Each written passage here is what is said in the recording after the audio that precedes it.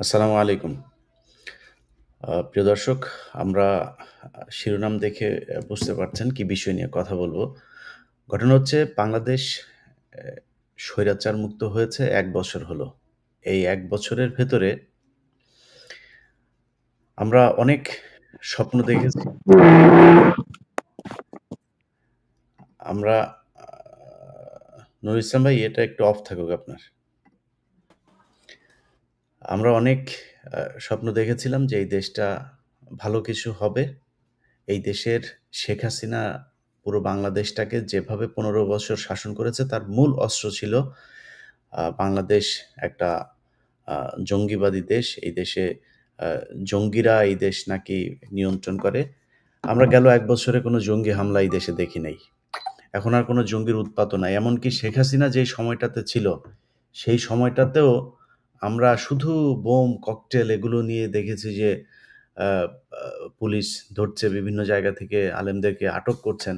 কোথাও কোনো হামলার ঘটনা আমরা হতে দেখি নাই।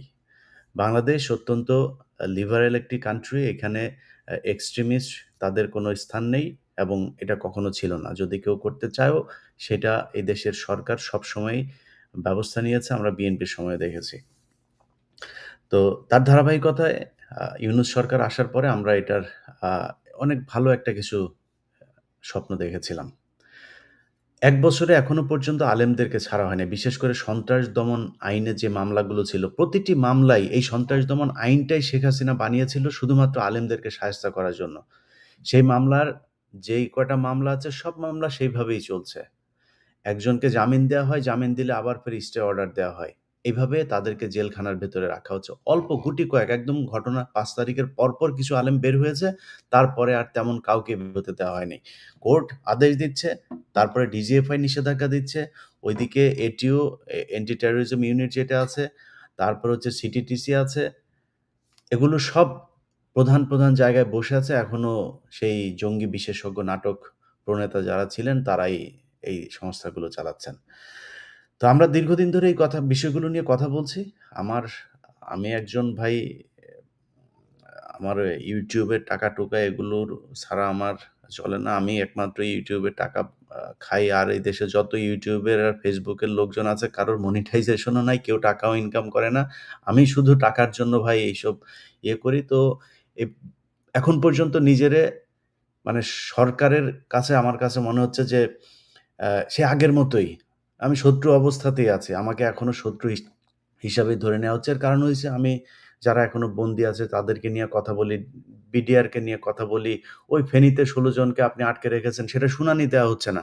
আসিফ নজরুল সহ যেসব লোকজনকে এখন আদালতে বসিয়ে দেওয়া হয়েছে তারা নিজের পকেট ভরছেন। কেউ কানাডায়, কেউ ওই দুবাইতে, কেউ তুরস্কে বিভিন্ন জায়গায় টাকা-পয়সা পাঠাচ্ছেন।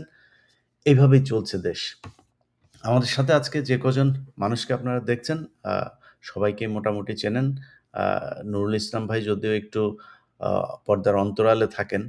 আ আমি অ রফিকুল ইসলাম মাদানী, উনার ব্যাপারে পরিচয় দেওয়ার কিছু নেই। আসিফ আদনান ভাইয়ের ব্যাপারেও উনাকে সরাসরি না দেখলেও উনার কথা অনেক শুনেছেন। তিনি মূলত একজন প্রকাশক, লেখক এবং তিনি এই মুহূর্তে পিএইচডি করছেন মালয়েশিয়ার একটি ইউনিভার্সিটি থেকে।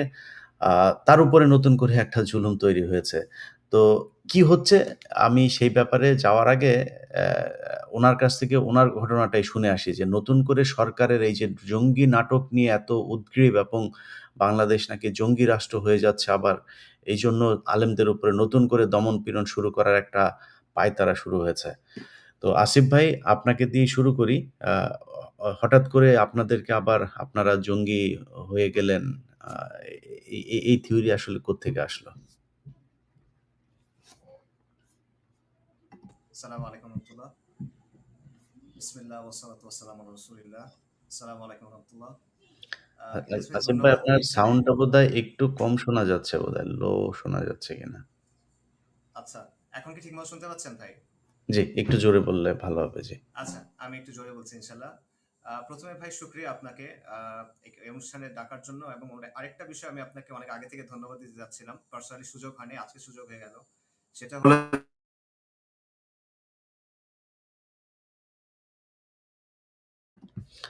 আসিফ ভাই, আপনার ডিভাইসটাতে একটু সমস্যা আছে বোধহয়। এটা একটু ঠিক ভাই আমারটা শুনতে আমি আরেকটা হেডফোন ইউজ করব? এটা পারফেক্ট। এখন এই যেভাবে আছেন এইভাবে পারফেক্ট ভাই, পারফেক্ট এভাবে। না, না খুলেন না আচ্ছা, ভাই। আচ্ছা। ঠিক আছে। ঠিক আছে। ঠিক আছে, ঠিক আছে। ওকে। আচ্ছা, শুকরিয়া। ভাই আপনাকে ১ম এ ধন্যবাদ আমাকে এখানে ইনভাইট করার জন্য। আর আপনাকে আরেকটা কারণে ধন্যবাদ, সেটা হলো যে আপনি যেভাবে ওলামায়ে কেরামের ব্যাপারে, বন্দি ওলামায়ে কেরামের ব্যাপারে এবং বিশেষ করে বন্দি ইসলামপন্থীদের ব্যাপারে অ্যাওয়ারনেস রেইজ করছেন, এটা আসলে অন্য কেউ এভাবে করে নাই। আ অন্য কোনো জায়গা থেকেও আসলে করে নাই। আপনি আপনার জায়গা থেকে করছেন, এজন্য আল্লাহ আপনাকে উত্তম জাযা দান করেন। আর ভাই যে বিষয়টা আপনি বললেন, এটা মূলত নতুন করে না। আমার তো নতুন কোনো কিছুই মনে হচ্ছে না। আমার কাছে মনে হচ্ছে আগে যেরকম ছিল হাসিনার সময়ে এক্সাক্টলি সেম জিনিসটাই হচ্ছে। তো আমি একটু বলতেছি ১ম এ একটা কথা একটু ভাই, আমি আলেম না। আমি একজন আ ইসলামের ব্যাপারে লিখি, কথা বলি। দায়ী বলতে পারেন। আমি আলেম না আরকি। আচ্ছা, মূল বিষয়টা হলো যে ভাই গত ১৫ তারিখ আমরা পেপারের মাধ্যমে, নিউজ প্রতিবেদনের মাধ্যমে জানলাম যে একটা মামলা দায়ের করা হইছে। আমাদের তথাকথিত একটা জঙ্গি মামলায় পলাতক আসামি হিসেবে দেখানো হচ্ছে। সেখানে আমার নাম আছে আসিফ আদনান। জাকারিয়া মাসুদ নামে একজন ভাইয়ের নাম আছে। উনি একজন বিখ্যাত বক্তা, জনপ্রিয় বক্তা এবং লেখক। এবং মানোয়ার রেজাম করিম আবরার আ মোহতারাম, উনার নামও আছে। উনাকে অনেকেই নিশ্চয়ই আপনারা চিনবেন।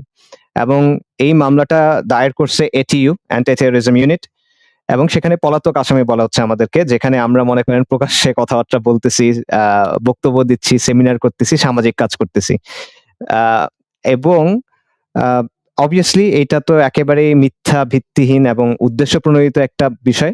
মামলা এখানে যা, যা বলা হয়েছে এর সাথে আমাদের কোনো সরাসরি সম্পর্ক নাই, পরোক্ষ কোনো সম্পর্ক নাই। এবং আমাদের কার্যক্রম যা আছে তা একদম পাবলিকলি আছে, সবার সামনে আছে। এখানে আপনি যে বিষয়টা বললেন যে আবার নতুন করে কেন? এটা তো আপনি জানেন, সবাই জানে যে গত মাসেও সম্ভবত স্বরাষ্ট্র উপদেষ্টা এবং একজন পুলিশের একজন ঊর্ধ্বতম কর্মকর্তা, উনাদের বক্তব্য ছিল যে বাংলাদেশে এখন কোনো জঙ্গিবাদ নাই। এ ধরনের বক্তব্য ওনারাই বলছেন। সম্ভবত এরকম একটা কথা ছিল যে এখন জঙ্গিবাদ নাই, এখন মূল সমস্যা হলো ছিনতাই বা কিছু একটা। তো এর মাত্র ১ মাসও হয় নাই। এর ১ মাসের ভেতরে এখন এই বক্তব্য চলে আসছে যে এখানে জঙ্গিবাদ। তো এবং পুরা জিনিসটা হইছে একই হাসিনার স্টাইলে। আমার নিজের ব্যক্তিগত অভিজ্ঞতা আছে হাসিনার সময়ে। আপনি যেই কথাগুলা বললেন যে জামিনের পর কোর্টে জেলের বাইরে আটকায় দেওয়া, স্টে করে দেওয়া জামিন, তারপরে মিথ্যা মামলায় নাম দেওয়া, এই সবগুলো ব্যক্তিগতভাবে আমার অভিজ্ঞতা আছে। আ আলেপুদ্দিনের কথা আপনারা জানেন। র‍্যাবের আলেপুদ্দিন, কুখ্যাত আলেপুদ্দিন, যার বিরুদ্ধে মার্ডার কেস আছে, যার বিরুদ্ধে ধর্ষণের অভিযোগ আছে। সেই লোক বিভিন্ন মামলায় এভাবে পলাতক আসামি হিসেবে আমার নাম লিখে দিছে। আমি দেশে যখন নাই সেই সময়েও। তো এখন এক্সাক্টলি সেম জিনিসটাই তো মনে হচ্ছে যে তারা ২ জন লোকের ব্যাপারে একটা কথা বলতেছে, সেটা সত্য কি মিথ্যা এটাও আমাদের জানার কোনো সুযোগ নাই। যেহেতু আগে এই এজেন্সিগুলা মনের মাধুরী মিশায়ে নানা গল্প বানাইছে এবং সেইখানে পলাতক আসামি হিসেবে আমাদের নাম দেয়া হচ্ছে। এবং যখন এদের সাথে যোগাযোগ করছে কেউ ফেসবুকে এই ভিডিও ভাইরালও হয়েছে যে যিনি বাদী হয়ে মামলা করছেন তাকে ফোন করা হয়েছে এবং তাকে বলা হচ্ছে যে আপনি এদের নাম কেন দিলেন? তখন তারা বলতেছে যে এই রেজাউল করিম আবরার যে সেই রেজাউল করিম আবরার, এটা আপনি কিভাবে বুঝলেন? এই আসিফ আদনান যে সেই আসিফ আদনান, এটা আপনি কিভাবে বুঝলেন? এটা তো অন্য কেউ হইতে পারে। এই ধরনের কথাবার্তা বলতেছে। তো সামগ্রিকভাবে আমার কাছে যেটা মনে হচ্ছে যে হাসিনার যে স্ক্রিপ্টটা ছিল এক্সাক্টলি ওই ছকে, ওই চিত্রনাট্যে, ওই কাঠামোতেই আবারও জঙ্গি নাটক যেটা, সেটা ফিরে আনার চেষ্টা করা হচ্ছে।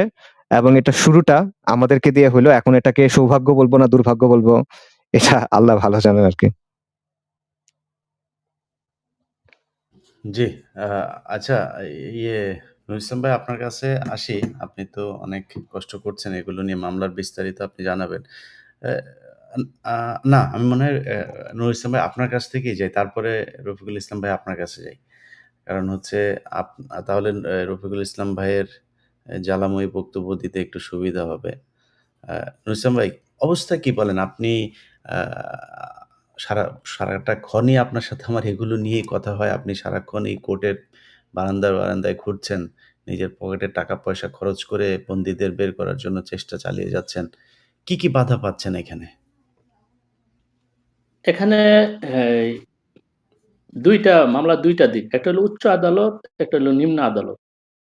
তো এখানে যে কঠিন মামলা যেগুলি আছে, সেগুলি দেখা যায় ২০০০ সাল এবং ২০০১ সালে যে মামলাগুলি করছে, এই মামলাগুলি থেকে যারা বিচারক আছে, উকিল যারা আছে এবং উকিলের সাথে আমরা কথা বলে যেটা বুঝতে পারলাম বা আমরা গবেষণা করে যা বুঝতে পারলাম, এই মামলাগুলি হাসিনার শেষ সময়ে এগুলি তৈরি করছে ২০০০ এবং ২০০১ সালে।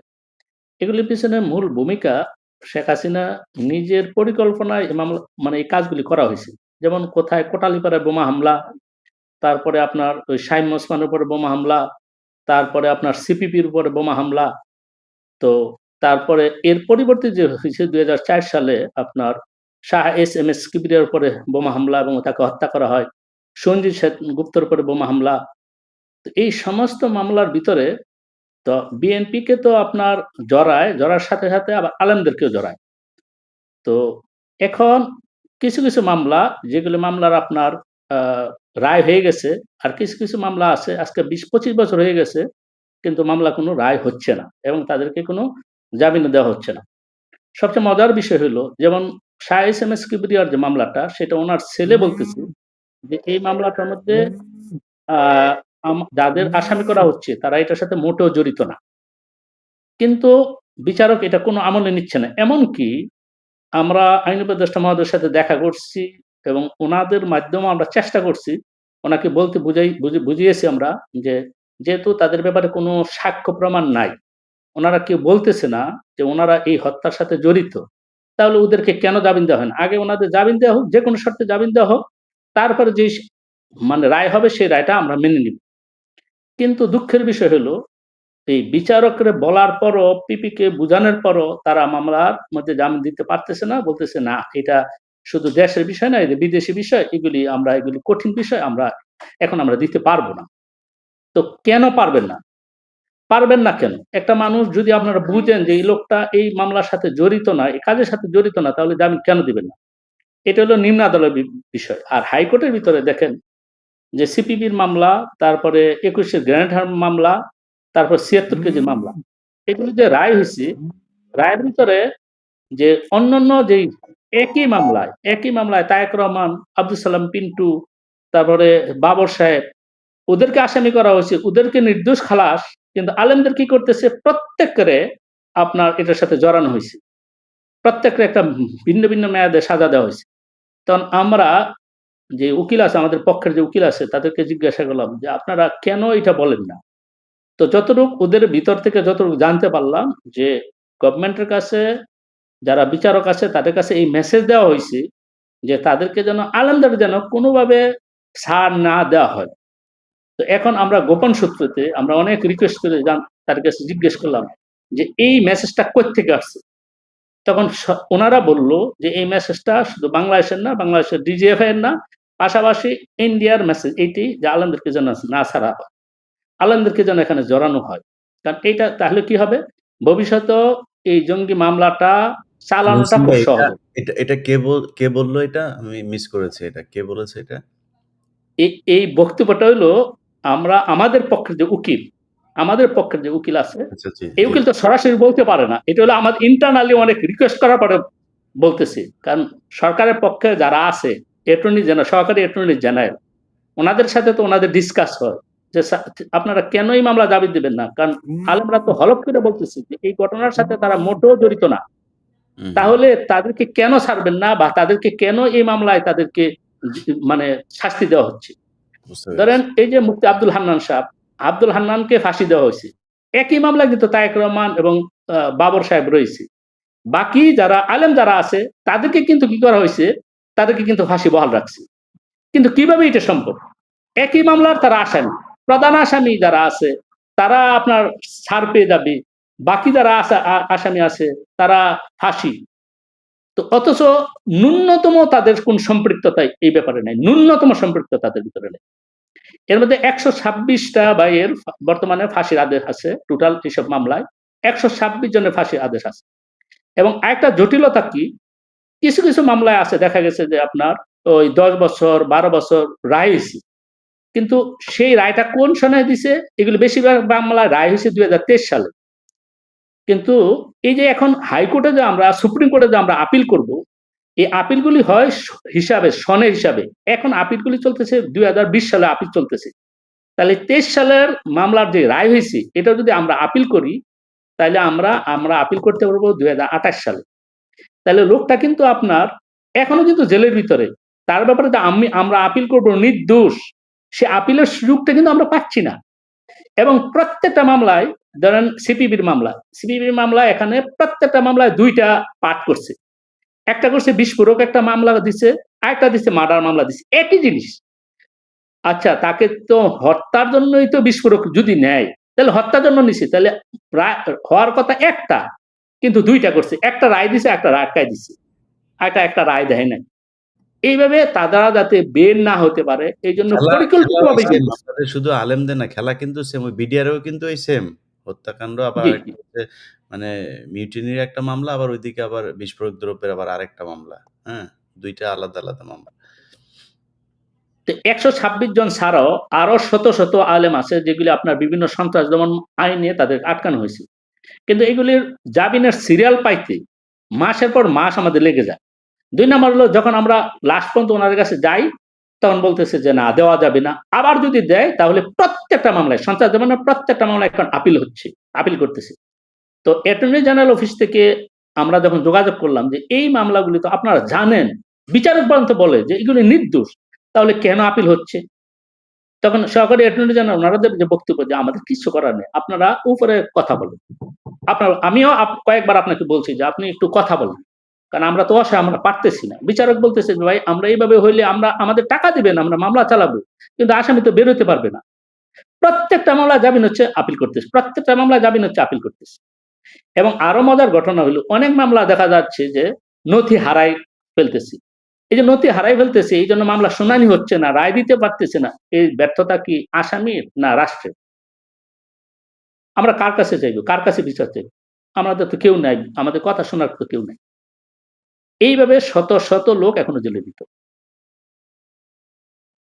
এবং সবচেয়ে মজার কথা হলো, আইন উপদেষ্টা মহোদয় উনি চেষ্টা করছে, উনি আমাদের লাস্টে মামুনুল হক সাহেবের বড় ভাইকে নিয়ে গিয়েছিলাম, কিন্তু ওনার কথাও মনে হয় যে যারা বিচারক আছে, অধস্তন বিচারক আছে, তারা মনে হয় ওনার কথা শুনতেছে না। কারণ হলো, আমার যেটা ধারণা, আমার ব্যক্তিগতভাবে তো অনেক বিচারকের সাথে আমার সম্পর্ক আছে।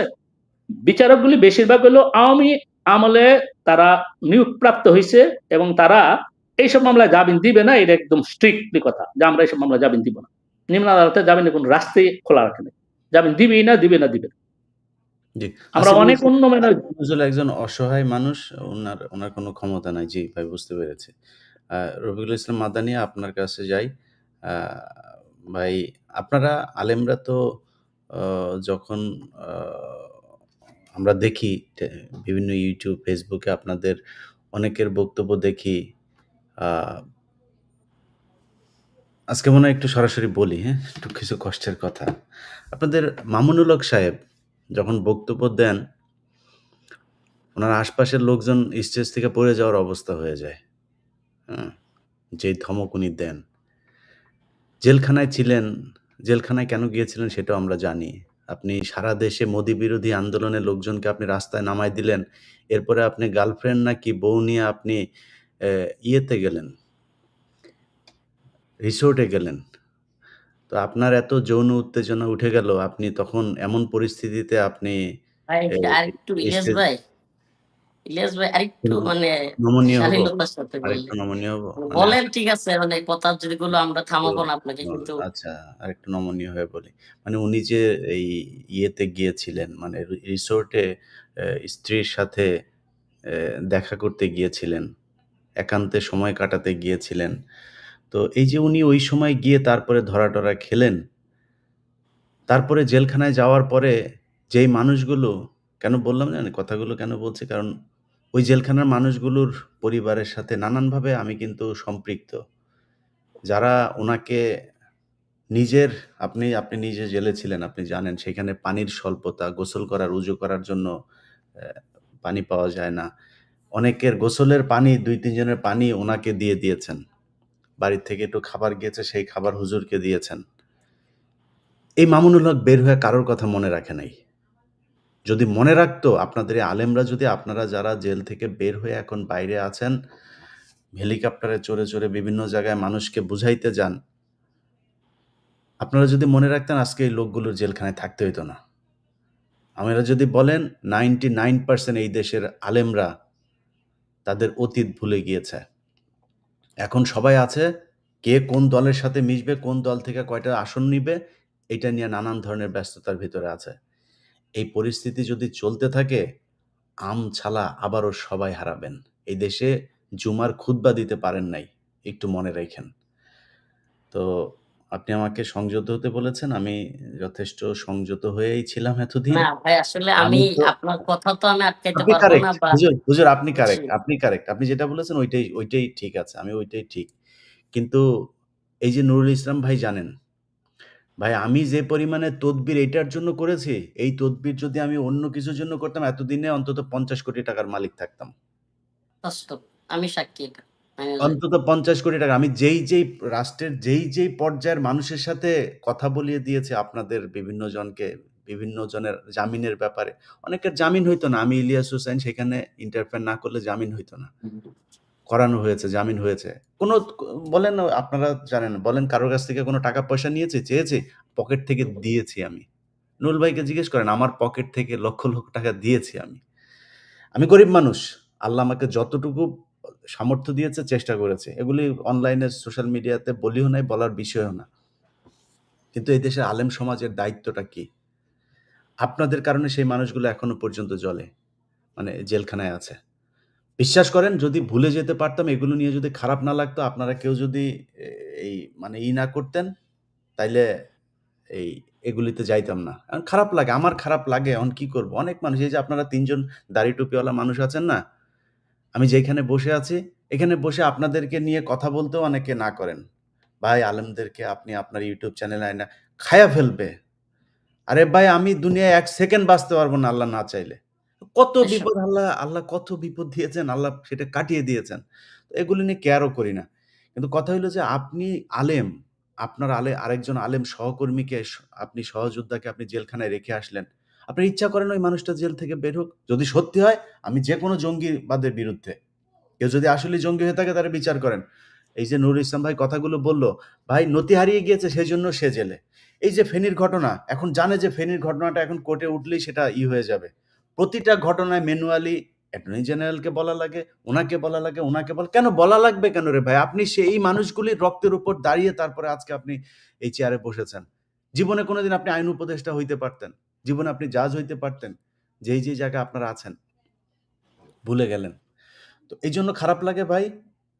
কিছু এই যে আমি যখন মানে আসিফ নজরুলকে নিয়ে যখন কথা বলি, এমনিতেই তো আসিফ নজরুলের বিরুদ্ধে যাই নাই। ভাই ৫ তারিখের পর থেকে বারবার তাকে বলা হয়েছে যে, "স্যার আপনি এই লোকগুলিরে ছেড়ে দেন।" আরে যেই কন্ডিশনে বলেন, যে ভাই বললেন, "যেকোনো কন্ডিশনে পাসপোর্ট রাখবেন, দেশে যাইতে পারবে না, এই জেলা থেকে ওই জেলায় যাইতে পারবে না, এই হাসপাতালে ভর্তি হইতে পারবে না, যেই কন্ডিশন আপনার ইচ্ছা হয়, এই কন্ডিশন দিয়ে আপনি জামিন দেন তারে। কোনো সমস্যা নাই। মুচলেকা লাগবে, কারোরে আপনি আটক রেখে করবেন, সমস্যা নাই, করেন। যেকোনো পদ্ধতিতে জামিন দেন।" মামলাই উঠায় না, জামিন তো বহু দূরের কথা। এইভাবে চলছে এই দেশ।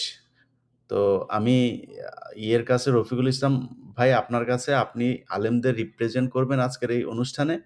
আপনাদের আসলে মানে মানে ঘুম হয় কিনা? এটা একটু জানতে চাই। আসসালামু আলাইকুম ওয়া রাহমাতুল্লাহি ওয়া বারাকাতুহু। ইন্নাল হামদালিল্লাহ নাহমাদুহু ওয়া নুসাল্লি আলা রাসূলিহিল কারীম আম্মা বা'দ। قال الله تبارك وتعالى في كلامه المجيد وفرقانه الحميد أعوذ بالله من الشيطان الرجيم بسم الله الرحمن الرحيم وقاتلوهم حتى لا تكون فتنة ويكون الدين كله لله صدق الله مولانا العظيم প্রিয় ভাই সাংবাদিক ইলিয়াস হোসেন আপনাকে আন্তরিক মোবারকবাদ ধন্যবাদ জানাই আহ, আরো ধন্যবাদ জানাই শুক্রিয়া জ্ঞাপন করি যে আপনি আমাদেরকে কথা বলবার জন্য ডেকেছেন আমন্ত্রণ জানিয়েছেন সেজন্য আমার দুই আজকের অতিথি মেহমান তাদেরকেও অভিনন্দন আহ, আমার ভাই আসিফ আদনান এবং আব্দুল্লাহ বিন নুরুল ইসলাম সাহেব ওনাকেও যারা দর্শক বৃন্দ আছেন দেখতেছেন তাদেরকেও আন্তরিক মোবারকবাদ দেখুন আসলে বড় আফসোসের বিষয় পরিতাপের বিষয় কষ্টের বিষয় যে আজকে ৫ই আগস্টের পরেও আপনার আসিফ আদনান কিংবা আবরার ভাইয়ের মতো ব্যক্তিদেরকে আজকে আহ, মামলায় জড়ানো হচ্ছে মানে এই মানুষগুলো কারা আমি যদি বলি এই মানুষগুলো কারা বাংলাদেশে আলেম বা ইসলামপন্থীদের মধ্যে একেবারে কয়েকটা হাতে গোনা কয়েকটা নাম বললে যে মানুষগুলো আওয়ামী লীগ সরকারের বিরুদ্ধে প্রাণপণ রাজপথে লড়াই করেছে, একেবারে সামনের সারিতে ছিল যারা, এবং আওয়ামী লীগের হিট লিস্টে ছিল যারা, এই সমস্ত মানুষগুলোর মধ্যে এই দুইজন মানুষ অন্যতম। আরেকজনও যিনি আছেন যার নামে মামলা দেওয়া হয়েছে, জাকারিয়া মাসুদ ভাই সম্ভবত, তো উনিও সরকার বিরোধী লোক, আওয়ামী বিরোধী লোক। কিন্তু আসিফ আদনান ভাই এবং আবরার ভাইয়ের কথা আমি একেবারে সুনির্দিষ্ট বলতে পারি যে আসিফ আদনান ভাই এই আন্দোলনে স্বতঃস্ফূর্তভাবে ছিলেন। হ্যাঁ, এরপরে আবরার ভাই স্বতঃস্ফূর্তভাবে আওয়ামী লীগ বিরোধী আন্দোলনে ছিলেন, স্বৈরাচার পতনের আন্দোলনে বড় ভূমিকা রেখেছেন এই মানুষগুলো। তো এই মানুষগুলো এখন 2025 সালে 5ই আগস্টের পরে জঙ্গিবাদী মামলা, কি আশ্চর্য কথাবার্তা। মানে একটা বিষয় দেখেন, মানে এদেশে জঙ্গিবাদ এই টার্ম বা এই ট্যাগটা দিয়া আপনার এক ধরনের নেম কিলিং যেটাকে বলে, মানে নির্দ্বিধায় হত্যা করতে পারো, নির্দ্বিধায় তুমি জেলে পড়তে পারো, মানে এই ট্যাগটা দিতে পারলেই সহজেই একজনকে কাবু করা যায়। কাউকে যদি থামাইতে হয় এই ট্যাগ দিয়ে দাও। এই যে হাসিনা কিংবা রয়ের যে প্ল্যানিং, এখনো সেই একই প্ল্যানিং রয়ে গেছে। এটার কারণও বলি আমি, আপনি এনএসআই বলেন, ডিজিএফআই বলেন, সিটিটিসি বলেন, এটিইউ বলেন, ওই যে সেট আপটা ছিল হাসিনা আমলে, রয়ের যে সেট আপটা, এটা কিন্তু এখনো পর্যন্ত ভাঙে নাই। এখনো কিন্তু সেই সেট আপই রয়ে গেছে। সেই সেট আপ থাকার কারণে দেখা যাচ্ছে যাকে মন চাচ্ছে জঙ্গি বলে দিচ্ছে।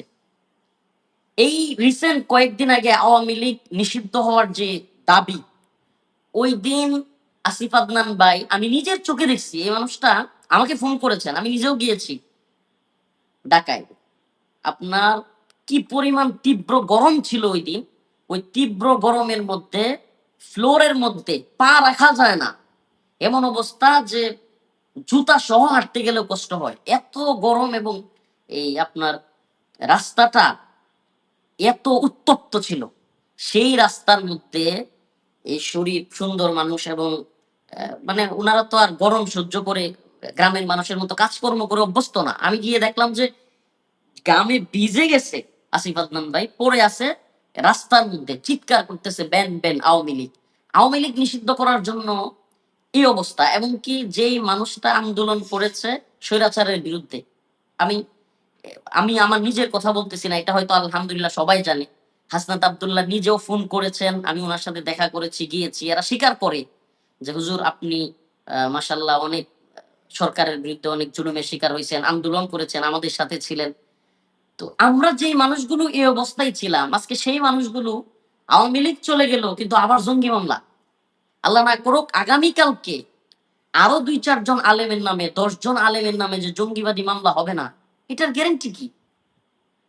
মানে এই খেলাটা, এই হাসিনা রেজিমের খেলাটা আজকে 5ই আগস্ট চলে যাওয়ার 1 বছর পরে, প্রায় 1 বছর পরে আবারও আমাদেরকে দেখতে হচ্ছে। আর কিছু কিছু বিষয় না বললেই না ভাই, আমাদের দেশে কিছু কিছু আলেম আছে বুঝছেন, এরা আল্লাহ মাফ করুক, অন্য কেউ বিপদে পড়লে বা ঝামেলায় পড়লে আল্লাহ মাফ করুক এদেরকে আলেম বলতেও ভুল হয়, এরা খুশি হয়। আর ভিন্ন অঙ্গনের, মানে তার মতাদর্শী না, একটু ভিন্ন মতাদর্শী, জিহাদকে ভালোবাসে, আল্লাহর পথে দিনকে বিজয়ী করার কথা বলে, দিন প্রতিষ্ঠার কথা বলে, এই সমস্ত মানুষগুলোকে আর আপনার অ্যাভয়েড করে চলে। এমনকি তার মতাদর্শের না হওয়ার কারণে, মানে মনে করেন তার দলের না হওয়ার কারণে সে সেও খুশি। আমি আমার কথাই বলি, আল্লাহ মাফ করুক, আজকে যারা আসিফ আদনান কিংবা রেজাউল করিম আবরার ভাই জঙ্গি মামলা হয়েছে এই বিষয়টাকে সিরিয়াসলি নিচ্ছেন না, তাদেরকে স্মরণ করিয়ে দিই। আমি ছোট মানুষ রফিকুল ইসলাম 2021 সালের মার্চ মাসের 28 তারিখ মোদি বিরোধী আন্দোলনে অ্যারেস্ট হয়েছিলাম। আমাকে 4 ঘন্টা মতিঝিল থানায় এবং পল্টন থানায় আটকে রেখে 4 ঘন্টা পর আমাকে ছেড়ে দেওয়া হয়। এর ঠিক আপনার 8 দিন পর, মানে 1 সপ্তাহ পর, আবারও 6 এপ্রিল আমার বাড়ি থেকে আমাকে তুলে নিয়ে যায় র্যাব। মানে 1 সপ্তাহ ব্যবধানে 2 বার আমাকে গ্রেফতার করা হয়েছে আওয়ামী লীগ আমলে। এবং কি এদেশে অনেক বড় শায়েখ মাশায়েখ, হেফাজতের অনেক বড় নেতা, জামাতের অনেক বড় নেতা বা এই সময় অনেক নেতা ছিল। তাদের মধ্যে আলেমদের মধ্যে ১ম গ্রেফতার হয়েছিলাম আমি। তো আমি যখন গ্রেফতার হই আমার এখনো স্পষ্ট মনে আছে গাছা থানায় একজন সম্ভবত গোয়েন্দা সংস্থার কোনো কর্মকর্তা হবে। সে বলতেছিল, "হুজুর বলেন তো আপনাকে সর্বপ্রথম কেন গ্রেফতার করা হয়েছে?" আমার তখন মানে একেবারে কোট করতেছি, আমার এখনো স্পষ্ট মনে আছে। আমি বলছি যে, মানে কেন বলেন তো? মানে আমিও কৌতূহলী বশত জবাব দিলাম। আমি জানতাম ওরা কি বলবে। বলতেছে, "হুজুর আপনাকে দইরা আমরা একটু টাচ করতেছি। আপনাকে দইরা টাচ করে দেখতেছি যে হুজুররা কি বলে। যদি হুজুররা ওয়াল্লাহি মানে একেবারে আল্লাহ মাফ করুক আমার কথা বিশ্বাস করবে জানি। আপনারাও বিশ্বাস করবেন বা যারা শুনতেছে অডিয়েন্স দর্শক শ্রোতাও। একেবারে আমি মসজিদের মধ্যে লাইভে আছি। মসজিদে বসে আমার মাদ্রাসা মসজিদে। মানে ওই কথাটা ওই গোয়েন্দা সংস্থার লোক বলেছিল যে, "হুজুর আপনাকে ধরে আমরা টাচ করছি। যদি বুঝি যে তেমন কোনো হচ্ছে না, তাইলে আমরা সবাইকে ধরব।" একেবারে মানে ১০ দিনের মধ্যে, একেবারে দ্রুত সময়ের মধ্যেই হেফাজতের সাংগঠনিক সম্পাদক আইজুল হক ইসলামাবাদী ভাই, এরপরে মাওলানা জুনায়েদ আল হাবিব সাহেব, মুফতি সাখাওয়াত হোসেন রাজি সাহেব, মুফতি মনির হোসেন কাসিমি, মাওলানা মামুনুল হক সাহেব, মুফতি মনির হোসেন কাসিমি, মুফতি আমির হামজা হুজুর, আরো যত আলেম উলামা আছে একেবারে আমাকে কথাটা বলা আর ২-৪ দিন পর থেকে আবার আমাকে দেখায়। প্রতিদিন ১-২ জন করে ধরে আর আমারে টিভির সামনে নিয়ে আমারে বসে, বসে দেখায়। যে এই যে দেখেন আজকে আরো ২ টারে ধরছি। বলছিলাম না যে আপনারা ২ একটা বাস্তবতা হলো যারা মনে করে যে এই আসিফ আদনান কিংবা রফিকুল ইসলাম মাদানী, হারুন ইজহার, মাহমুদুল হাসান গুনবী বা এই জাতীয় যারা কিনা দাওয়া জিহাদের পক্ষে কথা বলে, হ্যাঁ? তো এদেরকে কোনো কিছু করে ফেললে যারা আল্লাহ মাফ করুক যে সমস্ত লোক খুশি হয়, সেই সমস্ত লোক মনে করে যে তাদেরকে ধরবে না। আরে ভাই আমরা আমেরিকা বলেন, ভারত বলেন এই পশ্চিমারা কিংবা ভারতের শত্রু আসিফ আদনান কিংবা রেজাউল করিম আবরার না। এই পশ্চিমারা এবং এই ভারতের শত্রু হলো ইসলাম, এই দাড়ি টুপি, এই ইসলামী মূল্যবোধ, এই ইসলামী শরিয়া। এটা হলো তাদের একটা বিরাট বড় শত্রু। এটা তাদের এজেন্ডা যে আমরা প্রথমে জঙ্গিবাদ বলে ধরবো, তারপরে মৌলবাদ বলে ধরবো, তারপরে রাজাকার বলে ধরবো, একটার পর একটা ট্যাগিং দিব আর এই ইসলামপন্থীদেরকে ধরবো। এটা তাদের প্ল্যানিং। এবং আমি যখন রিমান্ডে ছিলাম এই কথাগুলো আমি আবারও বলছি, আমাকে ঠিক এইভাবেই বলা হয়েছে যে হুজুর আপনাকে টাচ করছি দইরা, হালতটা দেখতেছি দেশের পরিস্থিতি কি হয়, যদি উত্তপ্ত হয়ে যায় আপনাকে ছেড়ে দিব, আর যদি না হয় তাহলে আরো হুজুরদেরকে ধরে নিয়ে আসবো। তো বাস্তবতা সেটাই হয়েছে। আজকে রেজাউল করিম আবরার ভাই, আজকে আসিফ আদনান ভাই, তারা মামলার শিকার হয়েছে। ভাই আমি না বলে পারতেছি না, কষ্টের কথাগুলো একটু বলেই ফেলি আজকে। আমাকে যেদিন গ্রেফতার করা হয় হেফাজতের একটা মিটিং হচ্ছে, নুরুল ইসলাম জিহাদি সাহেব রহমাতুল্লাহ আলী, সাবেক হেফাজতের আপনার মহাসচিব, ওনার মাদ্রাসা তালতলা, খিলগাঁও তালতলা মাদ্রাসায় একটা মিটিং হইতেছে হেফাজতের। মানে আসিফ আদনান ভাই, আব্দুল্লাহ বিন নুরুল ইসলাম, ইলিয়াস ভাই, আপনাদের সবাইকে একটু আমি আমার দিকে করতেছি, কথা শোনা যাচ্ছে কিনা। মানে এটা একেবারে খুবই সেন্সিটিভ এবং আমি এই কথাটা কখনো বলি নাই, আজকে বলতেছি। আমি কলিজা ফাইটা গেছিল ওই দিন এই কথা শুই না। আমি তখন গ্রেফতার অবস্থায় আছি। তো ওখানে নুরুল ইসলাম জিহাদি সাহেব আছেন, আমার উস্তাদ মুফতি মনির হোসেন কাসিমি সাহেব হুজুর আছেন, আরো অনেক আলেম উলামা সেখানে ছিলেন। তো আমি যখন গ্রেফতার হয়েছি ওই খবরটা সাথে সাথে ওই মজমায় পৌঁছাইছি। ওই মজমায় যারা এখানে ছিলেন, হেফাজতের মহাসচিব, হেফাজতের অর্থ সম্পাদক আমার উস্তাদ মুফতি মনির হোসেন কাসিমি দামাত বারকাতুহুম, বারিদারা মাদ্রাসার মুতামিম, এরপরে আরেকজন ছিলেন। তো এখানে হেফাজতের একজন নেতা নাইবে আমির, মানে নামটা বলতে চাচ্ছি না, উনি সরাসরি বলতেছে, হ্যাঁ বেশি বাইরে গেছিল পোলাটা, বেশি লাফালাফি করে, হয়েছে না এখন? মানে ঠিক এই কথাটা বলছে। এবং একাধিক সাক্ষ্য প্রমাণ, আমি ওই মজলিসে থাকা একাধিক সাক্ষীর মুখে এই কথাটা শুনছি। কোথায় শুনছি? যখন আলেম ওলামারা গ্রেফতার হয়ে আমার সাথে সাক্ষাৎ হয়েছে ওই সময়ই শুনে ফেলছি। এবং তখন আলহামদুলিল্লাহ উস্তাদ ছাত্রের ভালোবাসা সেটাই, মুফতি মনির হোসেন কাসিমি সাহেব ওনাকে থামাই দিছিলেন, ওই লোকটাকে থামাই দিছিলেন হেফাজতের ওই নাইবে আমিরকে, যে আপনি এটা কি বলেন, সে ছোট মানুষ, শাসন করলে বিচার করলে আমরা করব, যা বলার আমরা বলবো। তখন মুফতি মনির হোসেন কাসিমি সাহেব হুজুর হেফাজতের মহাসচিবকে বললেন যে আপনি একটু গাজীপুর, যেহেতু রফিক কায়না রাখছে, গাজীপুর কোর্টে আমাদের হেফাজতের নেতা কর্মীদেরকে একটু পাঠান। ভাই আল্লাহর কি কুদরত, যেই নাইবে আমির আমাকে এই কথাটা বলছিল, মানে 20 দিন যাইতে পারে নাই, আল্লাহর কুদরতে তিনিও জেলখানায়, মানে তারও ধরছে। পরবর্তীতে আমি ওনাকে দেখে দেখে হাসতাম, আর যারা সেখানে মজলিসে ছিল তাদেরকে বলতাম, দেখেন আল্লাহর ফাইসালাটা। উনি গোয়েন্দা সংস্থার সাথে ডিল করে চলতো, উনি তাদের সাথে মানে খুব ভালো সম্পর্ক রাখতো, এনএসআই বা বিভিন্ন সংস্থার সাথে। হ্যাঁ, আর আমাদেরকে দেখতে পারতো না, আমরা যারা সরকার বিরোধী আন্দোলন করতাম, কথা বলতাম, তাদেরকে দেখতে পারতো না। বিশেষ একটা কারণও আছে, আল্লাহ মাফ করুক, আমি ছোট মানুষ, অযোগ্য মানুষ। অনেক বড় যোগ্য আলেম বা অনেক বড় শাইখুল হাদিস বা অনেক বড় কোনো বিশারদ না, কিন্তু আমি ছোট মানুষ হওয়ার পরেও আমাকে দেশের এত মানুষ ভালোবাসে, এত মানুষ আমার প্রোগ্রামে আসে, এইগুলো অনেকের কাছে এটা একটা ভাই বাস্তবতা বলি, আল্লাহ মাফ করুক, এটা অনেকের কাছে একটা হিংসার কারণ। মানে অনেক হুজুরদের দেখছি আমি বক্তব্যে গেলে, ভাইরা আমি তো কাউকে বলি না, শ্রোতারা জজবা দেখায় লাপায়া উঠে কিংবা স্লোগান ধরে। তো ওই হিংসুক যেই হুজুর কয়েকটা আছে, এরা দেখা যায় খুব রাগান্বিত হয়।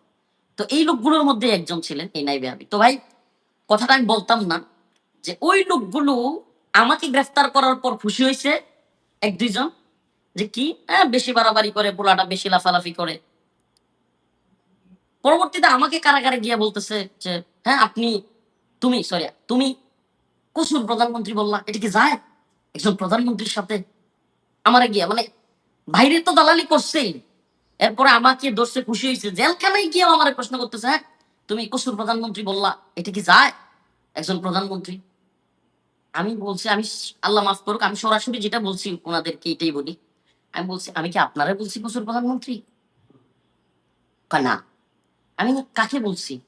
শেখ হাসিনাকে বলছি, যে আলেমদেরকে জেলখানায় নিতেছে, যে আলেমদেরকে মারতেছে, যে হেফাজতের শাপলা চত্বরে অগণিত ছাত্রদেরকে হত্যা করছে, যে বুটবিহীন নিশিরাতের বুটে নির্বাচিত হয়েছে, তারে কসুর প্রধানমন্ত্রী বললে আপনার গায়ে লাগে কেন?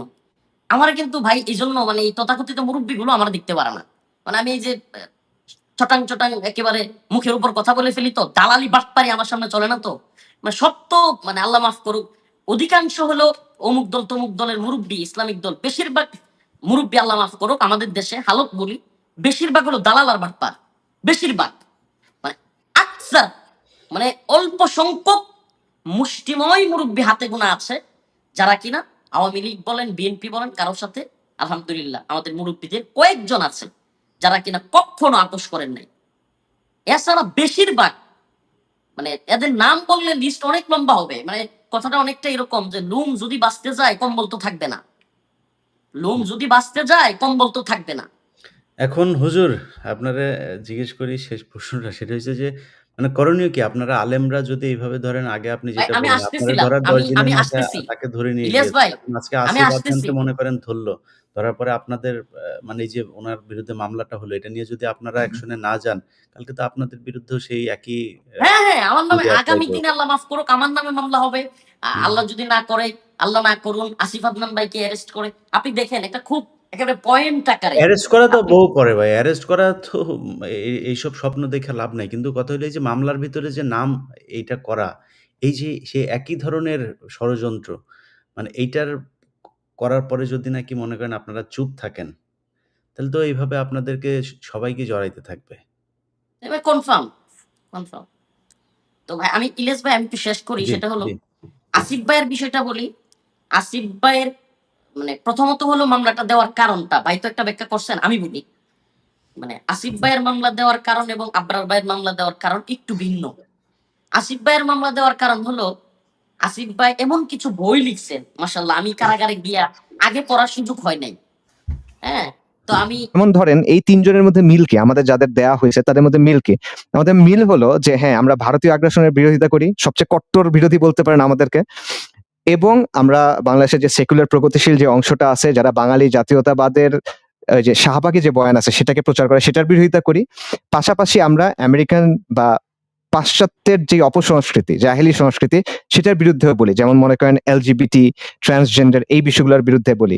আমরা সবাই মানবাধিকার কমিশনের যে অফিস হচ্ছে এটার বিরুদ্ধে প্রতিবাদ করছি, সবার আগে করছি। অক্টোবরে যখন প্রতিবাদ হয়েছে সবার আগে মনে করেন যারা প্রতিবাদ করছে আমি তাদের মধ্যে ছিলাম। সো এমন একটা বিষয় হতে পারে যে মনে করেন এই পরাশক্তি আমেরিকার মতো পাওয়ার যখন রাষ্ট্রকে এসে বলে যে এই বিষয়ে তোমাদের একটু মনোযোগ দেওয়া দরকার, তো ওই কথাই তো পুরা রাষ্ট্রযন্ত্রের ভেতরে অ্যাম্প্লিফাইড হয়। তো আমেরিকা এই কথা বলছে, আমেরিকাকে খুশি করতে হবে, ওই জায়গা থেকে মনে করেন কেউ আচ্ছা মামলার মধ্যে নাম ঢুকায় দাও, এই জিনিসও হইতে পারে, আল্লাহ ভালো জানে। বাকি এই জিনিসটা যদি একবার এস্টাবলিশড হয়ে যায়, আজকে এটা আসিফ আদনান হইতে পারে, রেজাউল করিম আবরার হইতে পারে, এটা পরবর্তী থেকে অন্যজন হবে। আর ওলামায়ে কেরামের ব্যাপারে যেটা, ওলামায়ে কেরাম আমাদের মাথার তাজ। আম আসলে গত ১৭ বছরের মধ্যে যেই দমন পীড়ন নির্যাতন পুরা দেশের মধ্যে চলছে, পুরা দেশেও আসলে কয়জন কথা বলতে পারছে? সেকুলারদের মধ্যে এই যে বুদ্ধিজীবী যারা ছিল, এত বড় বড় একাডেমিক টকশোতে গিয়ে এত কথা বলে, তারা কি করছে? তারা বরং আওয়ামী লীগের এই দমন পীড়ন, আয়নাঘর সবকিছুর পক্ষে বক্তব্য এই করছেন। সো ওলামায়ে কেরাম সামাজিকভাবেও তাদের কিছু দুর্বলতা রয়ে গেছে।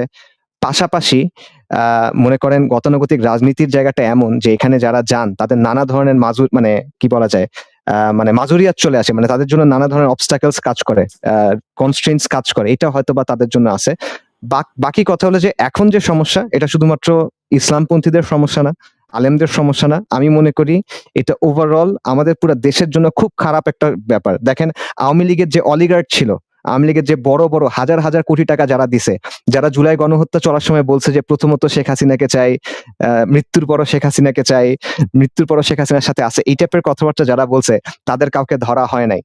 যে বড় বড় অফিসার গুলা ছিল বিভিন্ন বাহিনীতে, প্রশাসনে, এদের কয়জনকে বিচারের আওতায় আনা হয়েছে? গুম খুন নির্যাতন আয়নাঘর যা কিছু হয়েছে এগুলোর জন্য কাদেরকে আসলে বিচারের আওতায় আনা হয়েছে? বলার মতো তেমন কিছুই আসলে হয় নাই।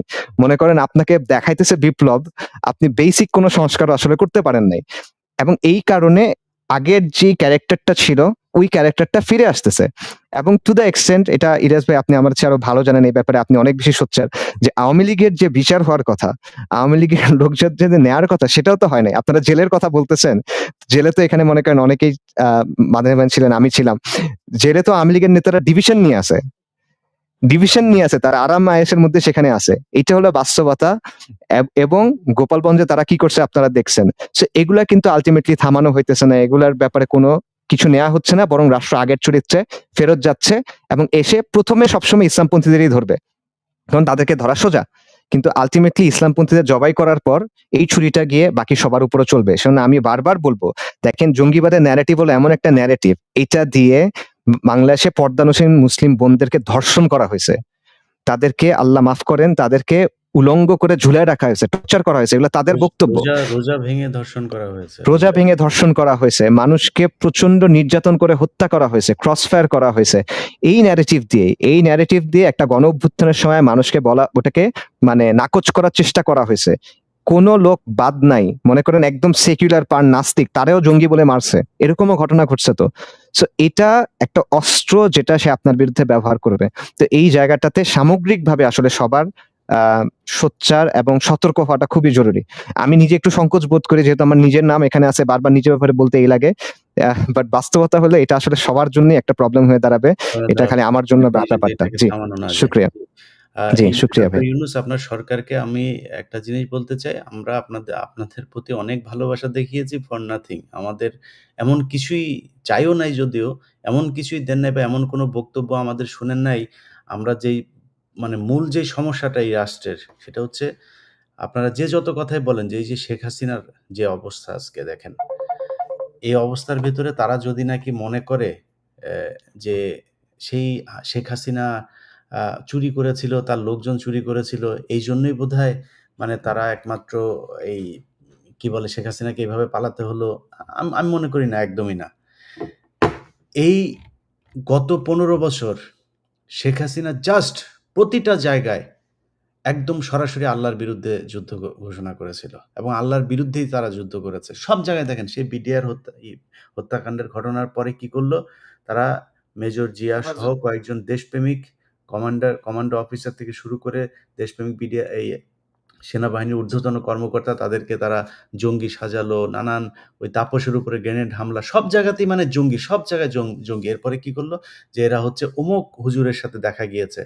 এই যে এই জায়গাতেও এই যে আদনান ভাইয়ের যে ঘটনা, আদনান ভাই, আবরার ভাই, এই ওনাদের সবার হচ্ছে এই এক ব্যক্তি পাকিস্তানে গিয়েছিল, তার সাথে ওনার ছবি আছে। এক মিটিংয়ে তারা একটা ছবি ছিল। এই ছবি দেখিয়ে উনিও তাহলে জঙ্গি। আর বেটা তাহলে তো এই মানে শেখ হাসিনা যে পাবলিক স্বৈরাচার সেমিনারের ছবি ভাই, মিটিং এ না, পাবলিক সেমিনারের ছবি। পাবলিক সেমিনার, সেটাই মানে পাবলিক সেমিনারের একটা মিটিং বা কিছু একটা ছবি।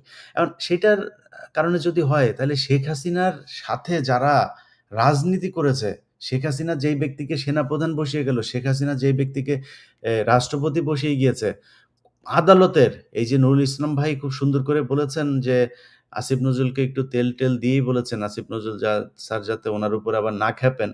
তো আমি তো তেল দিয়ে বলতে পারবো না, কিন্তু আসিফ নজরুল স্যারের মূল যেই পিএস, আমরা নাম ধরে বলেছি, সেই শামসুদ্দিন মাসুম, সে ছিল হচ্ছে সাবেক প্রধান বিচারপতি এবিএম খায়রুল হকের পিএস। সেই ব্যক্তিকে আসিফ নজরুল এখনো পর্যন্ত রেখেছে। আসিফ নজরুলের একটা বউ আছে, ৪-৫টা গার্লফ্রেন্ড আছে, প্রচুর টাকা আছে, অনেক কিছু আছে, শুধু সম্মান নাই। আসিফ নজরুল তুমি রাস্তাঘাটে গেলে কয়দিন পরে জুতা দিয়া থাপড়াবে তোমারে। যখন যেটা বলি ওটা ৬ মাস পরে হইলেও ফলে। এই যে আজকে এনসিপির যে অবস্থা দেখতেছেন না? বলেছিলাম তাদেরকে, তাদের সাথে যখন ইন্টারনাল কথাবার্তা হইতো আমি বললাম, "ভাই আপনার রাজনীতি করার দরকার কি? আপনি ৫ই আগস্ট যে আপনার এত বড়, আপনি সারা দেশের মানুষ আপনার পিছনে আসলো, আপনার কি কোনো রাজনৈতিক দল ছিল নাকি? দরকার নাই তো। যেটা করা দরকার সেটা করেন।" মানুষ এমনিতেই নির্বাচনের আগে বলতেন আমরা ভোটে দাঁড়াবো। এমনি ভোট দিত আপনারে। সেটা না করে তারা দেখেন জামাতের বিরুদ্ধে বলে, বিএনপির সাথে লাগে, এই করে, ওই করে। নানান বিদিকের যে অবস্থা, কোনো আসল কাজে তারা হাতই দেয় নাই। তারপরে টাকা পয়সার সাথে তো মিলে গিয়েছে। সেগুলো নিয়ে এখন আর বলি না। কারণ ওই যে বললাম ৫ তারিখে আজকে যে কথাগুলো বলছি, রফিকুল ইসলাম মাদানি, আসিফ আদনান কিংবা আব্দুল্লাহ ইবনে নুরুল ইসলাম, ওনারা যারা আমার সাথে লাইভে কথা বলছেন, এই মানুষগুলো আমার সাথে লাইভে কথা বলারও সাহস পায় নাই আগে। তারপরেও কথা বলছি, বলার সুযোগ পাচ্ছি। এইটুক কারণে একটা সম্মান তাদের প্রতি আছে। তো যাই হোক, আওয়ামী লীগ যেই কারণে এই আজকে শেখ হাসিনার কোনো পরিবারের আত্মীয়স্বজন ১৪ গোষ্ঠী, বায়তুল মুকাররমের খতিব থেকে শুরু করে ইউনিয়নের চেয়ারম্যান সবাই পলাতক। নামও বলতে পারে না। সবাই নানানভাবে চেষ্টা করে। আমি বিএনপি করতাম, আমি আওয়ামী লীগ করতাম। মনে, মনে আওয়ামী লীগ করলেও মনে, মনে বিএনপি করতাম। এই যে তাদের মানে যেই চেষ্টা, বিএনপি সাজার কিংবা জামাত। কালকে বাগেরহাটের এক ব্যক্তি মোল্লা মুজিবুর, সে এখন হাত পাখায় গিয়ে যুক্ত হয়েছে।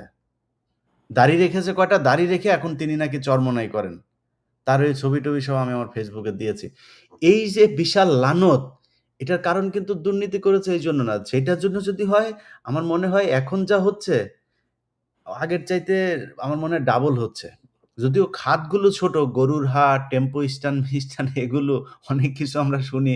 কিন্তু খাত ছোট হইলেও দুর্নীতি কিন্তু ব্যাপক আকারে হচ্ছে।